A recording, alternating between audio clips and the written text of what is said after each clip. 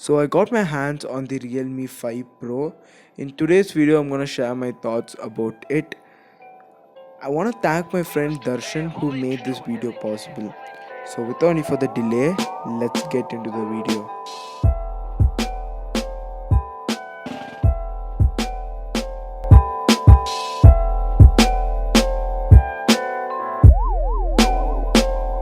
So let's start with the design. So the phone is completely built out of plastic.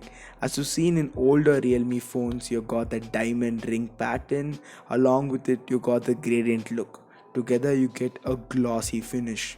This phone attracts a lot of fingerprint and scratch, so having a case on is the best option. But the good thing is you would get a case inside the box. Moving on to the display, it's got a 6.3-inch Full HD plus IPS panel. The display found in this device is quite good. The colors are good, the viewing angles are good. On top of that, you're getting wideband L1 support, which means you can stream Full HD content from Netflix and Amazon Prime.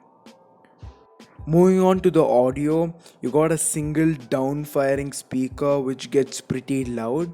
At max volume, the audio output from it tends to be muffled, and the audio output from the 3.5 headphone jack is pretty damn good. Overall, this phone is really good for media consumption. Now let's talk about the performance. Under the hood, you get the Snapdragon 712 AI chipset. Along with that, you get the UFS 2.1 storage, which means you get faster app opening time.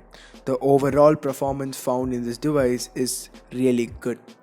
It can handle all the tasks which I do.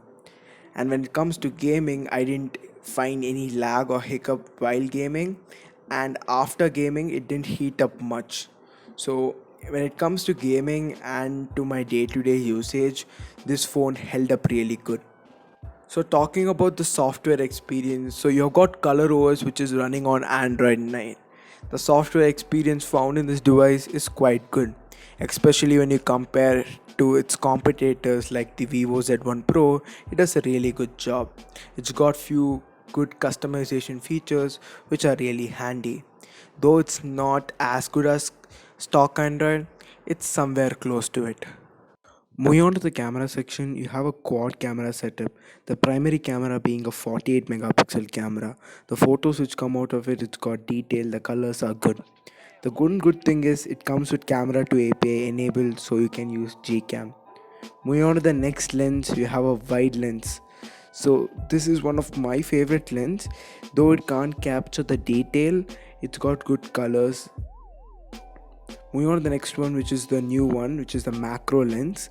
So it's got a f2.4 you can use to get all these close shots. And the last lens being a portrait lens, which you can use for getting filters and other stuff like that. Moving on to the front camera, so you've got a 16 megapixel camera, and the photos which come out of this are really good. I really like the photos shot on the portrait mode. So let's talk about the battery. You got a 4035 amp battery, so it can easily get through a day. But if you think it's not enough, to top it up you get a VOOC 3.0 fast charger which is included inside the box. So this brings us to the end of the video. Is this phone worth it? My answer to it is yes. In fact, according to me, I think this is one of the best budget phone you can get. So hope you guys liked the video. If you did, do not forget to subscribe and tap on the bell mark. Until then, it's me Bharat signing off. Like, share, subscribe, and don't forget, peace out.